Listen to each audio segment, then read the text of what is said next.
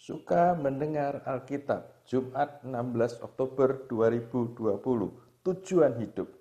Yeremia 12 ayat 3. Ya Tuhan, Engkau mengenal aku, Engkau melihat aku, dan Engkau menguji bagaimana hatiku terhadap Engkau. Tariklah mereka keluar seperti domba-domba sembelihan, dan khususkanlah mereka untuk hari penyembelihan.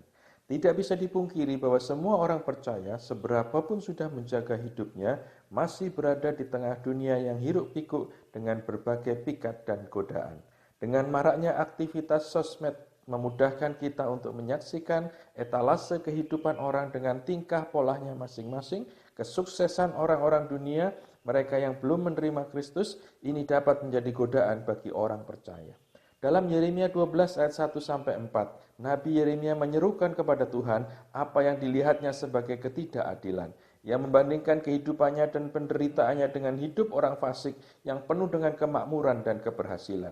Nabi Yeremia menjadi resah dan terusik melihat perbuatan cela dan jahat orang fasik yang masih bisa bergembira menikmati hidup tanpa ada hukuman atau kesulitan apapun dalam hidupnya. Mungkin saat ini tidak sedikit orang percaya mengalami hal yang serupa dengan Nabi Yeremia.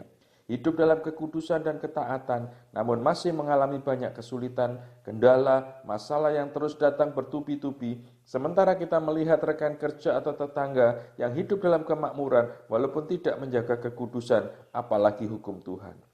Berusaha memahami keberhasilan orang fasik akan menjadi persoalan yang terus-menerus ada tanpa jawaban.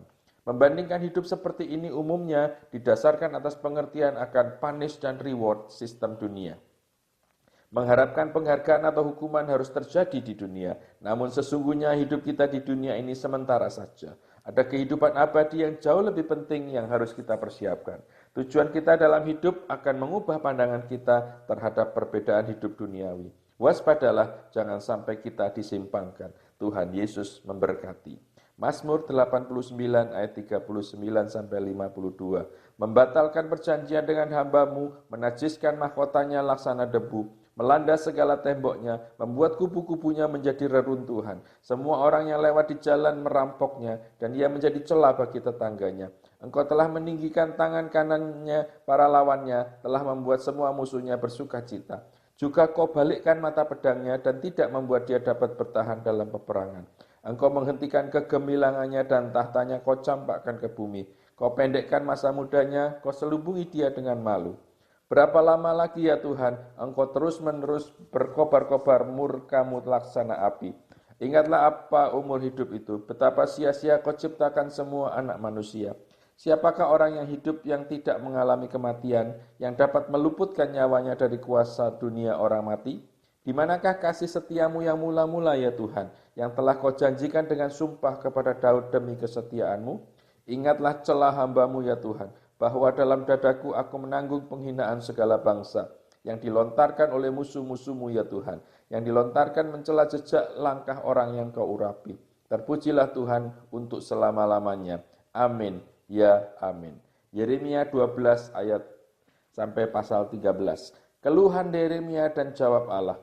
Engkau memang benar ya Tuhan, bila mana engkau berbantah dengan aku, tetapi aku mau berbicara dengan engkau tentang keadilan. Mengapakah mujur hidup orang-orang fasik, sentosa semua orang yang berlaku tidak setia? Engkau membuat mereka tumbuh dan mereka pun juga berakar.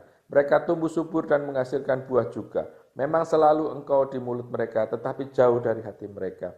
Ya Tuhan, engkau mengenal aku, engkau melihat aku, dan engkau menguji bagaimana hatiku terhadap engkau.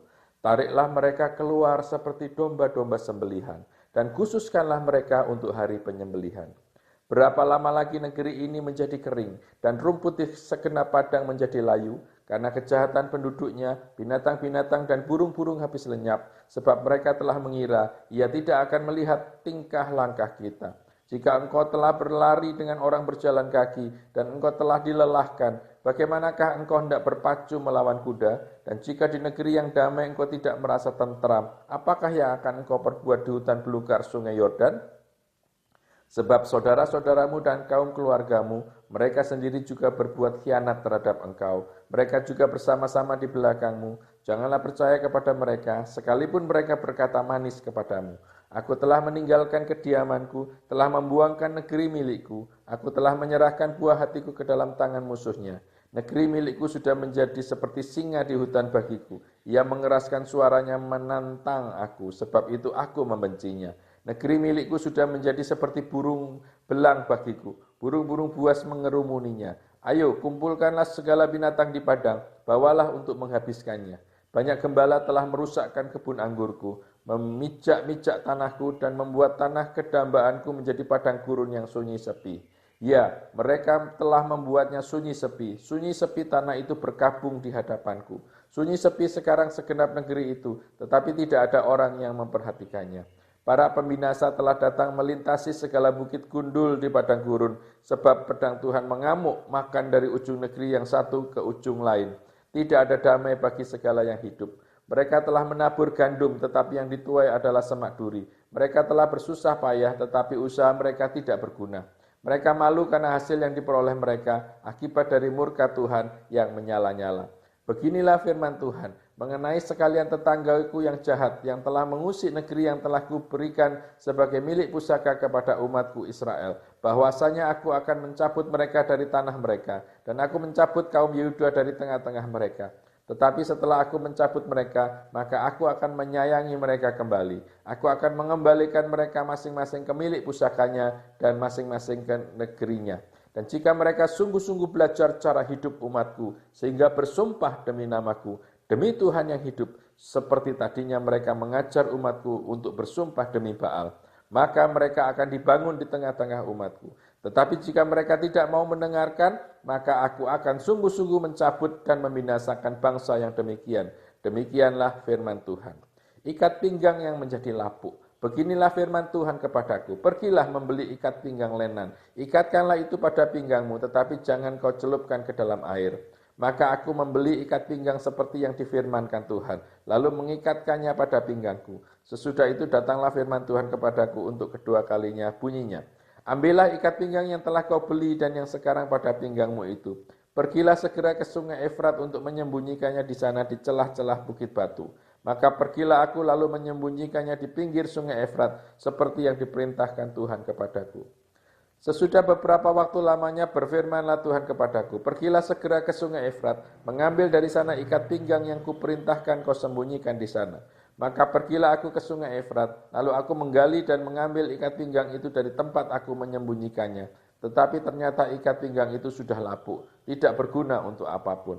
Lalu datanglah firman Tuhan kepadaku, beginilah firman Tuhan, demikianlah aku akan menghapuskan kecongkak bongakan Yehuda dan Yerusalem. Bangsa yang jahat ini, yang enggan mendengarkan perkataan-perkataanku, yang mengikuti kedegilan hatinya, dan mengikuti Allah lain untuk beribadah dan sujud menyembah kepada mereka, akan menjadi seperti ikat pinggang ini yang tidak berguna untuk apapun. Sebab seperti ikat pinggang melekat pada pinggang seseorang, demikianlah tadinya segenap kaum Israel dan segenap kaum Yehuda kulekatkan kepadamu. Demikianlah firman Tuhan, supaya mereka itu menjadi umat, menjadi ternama, terpuji, dan terhormat bagiku. Tetapi mereka itu tidak mau mendengar. Buyung anggur yang dipecahkan. Katakanlah kepada mereka firman ini, beginilah firman Tuhan Allah Israel. Setiap buyung harus dipenuhi dengan anggur. Dan jika mereka berkata kepadamu, masakan kami tidak tahu betul bahwa setiap buyung harus dipenuhi dengan anggur? Maka katakanlah kepada mereka, beginilah firman Tuhan. Sesungguhnya seluruh penduduk negeri ini akan kupenuhi dengan kemabukan. Para raja yang duduk di atas tahta Daud, para imam, para nabi, dan seluruh penduduk Yerusalem. Aku akan membantingkan seorang kepada yang lain sampai mereka hancur. Bapak-bapak dengan anak-anaknya, demikianlah firman Tuhan. Aku akan membinasakan mereka tanpa belas kasihan, tanpa merasa sayang, dan tanpa ampun. Peringatan dan ancaman, dengarlah, pasanglah telingamu, janganlah kamu tinggi hati, sebab Tuhan telah berfirman. Permuliakanlah Tuhan Allahmu sebelum ia membuat hari menjadi gelap, sebelum kakimu tersandung di atas bukit-bukit yang diliputi senja. Sementara kamu menanti-nantikan terang, tetapi ia menjadikan hari kelam pekat dan mengubahnya menjadi gelap gulita. Jika kamu tidak mau mendengarkannya, aku akan menangis di tempat yang tersembunyi oleh karena kesombonganmu. Air mataku akan berlinang-linang, bahkan akan bercucuran oleh sebab kawanan domba Tuhan diangkut tertawan. Katakanlah kepada raja dan kepada ibu suri, duduklah di tempat yang rendah sekali, sebab mahkota kemuliaanmu sudah turun dari kepalamu. Kota-kota tanah Negeb sudah ditutup gerbangnya, dan tidak ada seorang pun yang membukanya. Segenap Yehuda sudah diangkut ke dalam pembuangan, diangkut ke dalam pembuangan seluruhnya. Layangkanlah matamu, hai Yerusalem, dan lihatlah ada orang-orang datang dari utara. Di manakah kawanan ternak yang diberikan kepadamu, kambing domba yang menjadi kemuliaanmu? Apakah yang kau katakan apabila diangkat menjadi kepalamu, orang-orang yang kau perlakukan sebagai pacar? Bukankah kesakitan akan menyergap engkau seperti halnya seorang perempuan yang melahirkan? Dan apabila engkau bertanya dalam hatimu, mengapakah semuanya ini menimpa aku? Karena banyaknya kesalahanmu lah, maka disingkapkan ujung kainmu dan engkau diperkosa. Dapatkah orang Ethiopia mengganti kulitnya atau macan tutul mengubah belangnya? Masakan kamu dapat berbuat baik, hai orang-orang yang membiasakan diri berbuat jahat? Aku akan menghamburkan mereka seperti sekam yang diterbangkan angin padang gurun. Itulah nasibmu, bagianmu yang telah kuukur untukmu. Demikianlah firman Tuhan. Karena engkau melupakan aku dan mempercayai dusta. Aku pun juga akan mengangkat ujung kainmu sampai kepada mukamu, sehingga kelihatan auratmu, sinahmu dan ringkikmu, persundalanmu yang mesum di atas bukit-bukit dan di padang-padang. Aku sudah melihat perbuatanmu yang keji itu. Celakalah engkau, hai Yerusalem, berapa lama lagi hingga engkau menjadi tahir? 1 Timotius pasal 1. Salam dari Paulus, Rasul Kristus Yesus, menurut perintah Allah, Juru Selamat kita, dan Kristus Yesus, dasar pengharapan kita. Kepada Timotius, anakku yang sah di dalam iman, kasih karunia, rahmat, dan damai sejahtera dari Allah Bapa dan Kristus Yesus Tuhan kita menyertai engkau. Mengenai ajaran sesat, ketika aku hendak meneruskan perjalananku ke wilayah Makedonia, aku telah mendesak engkau supaya engkau tinggal di Efesus dan menasihatkan orang-orang tertentu agar mereka jangan mengajarkan ajaran lain, ataupun sibuk dengan dongeng dan silsilah yang tiada putus-putusnya, yang hanya menghasilkan persoalan belaka dan bukan tertib hidup keselamatan yang diberikan Allah dalam iman. Tujuan nasihat itu ialah kasih yang timbul dari hati yang suci, dari hati nurani yang murni, dan dari iman yang tulus ikhlas. Tetapi ada orang yang tidak sampai pada tujuan itu, dan yang sesat dalam omongan yang sia-sia. Mereka itu hendak menjadi pengajar hukum Taurat tanpa mengerti perkataan mereka sendiri dan pokok-pokok yang secara mutlak mereka kemukakan. Kita tahu bahwa hukum Taurat itu baik kalau tepat digunakan, yakni dengan keinsafan bahwa hukum Taurat itu bukanlah bagi orang yang benar, melainkan bagi orang durhaka dan orang lalim, bagi orang fasik dan orang berdosa, bagi orang duniawi dan yang tak beragama, bagi pembunuh bapa dan pembunuh ibu, bagi pembunuh pada umumnya, bagi orang cabul dan pemburit, bagi penculik, bagi pendusta, bagi orang makan sumpah, dan seterusnya, segala sesuatu yang bertentangan dengan ajaran sehat yang berdasarkan Injil dari Allah yang mulia dan maha bahagia, seperti yang telah dipercayakan kepadaku. Ucapan syukur atas kasih karunia Allah. Aku bersyukur kepada Dia yang menguatkan aku, yaitu Kristus Yesus Tuhan kita, karena Ia menganggap aku setia dan mempercayakan pelayanan ini kepadaku. Aku yang tadinya seorang penghujat dan seorang penganiaya dan seorang ganas, tetapi aku telah dikasihaninya, karena semuanya ini telah kulakukan tanpa pengetahuan, yaitu di luar iman. Malah kasih karunia Tuhan kita itu telah dikaruniakan dengan limpahnya kepadaku dengan iman dan kasih dalam Kristus Yesus. Perkataan ini benar dan patut diterima sepenuhnya. Kristus Yesus datang ke dunia untuk menyelamatkan orang berdosa, dan di antara mereka akulah yang paling berdosa. Tetapi justru karena itu aku dikasihani, agar dalam diriku ini sebagai orang yang paling berdosa, Yesus Kristus menunjukkan seluruh kesabarannya. Dengan demikian aku menjadi contoh bagi mereka yang kemudian percaya kepadanya dan mendapat hidup yang kekal. Hormat dan kemuliaan sampai selama-lamanya bagi Raja segala zaman, Allah yang kekal, yang tak nampak, yang esa. Amin.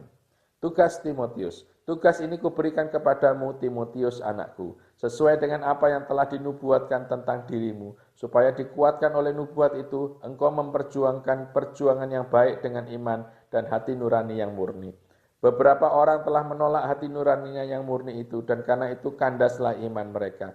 Di antaranya Himeneus dan Alexander yang telah kuserahkan kepada iblis, supaya jera mereka menghujat. Amsal 6 ayat 12-19. Tak bergunalah dan jahatlah orang yang hidup dengan mulut serong, yang mengedipkan matanya, yang bermain kaki dan menunjuk-nunjuk dengan jari, yang hatinya mengandung tipu muslihat, yang senantiasa merencanakan kejahatan dan yang menimbulkan pertengkaran. Itulah sebabnya ia ditimpa kebinasaan dengan tiba-tiba. Sesaat saja ia diremukkan tanpa dapat dipulihkan lagi. 6 perkara ini yang dibenci Tuhan, bahkan 7 perkara yang menjadi kekejian bagi hatinya. Mata sombong, lidah dusta, tangan yang menumpahkan darah orang yang tidak bersalah, hati yang membuat rencana-rencana yang jahat, kaki yang segera lari menuju kejahatan, seorang saksi dusta yang menyembur-nyemburkan kebohongan dan yang menimbulkan pertengkaran saudara. Tuhan Yesus memberkati.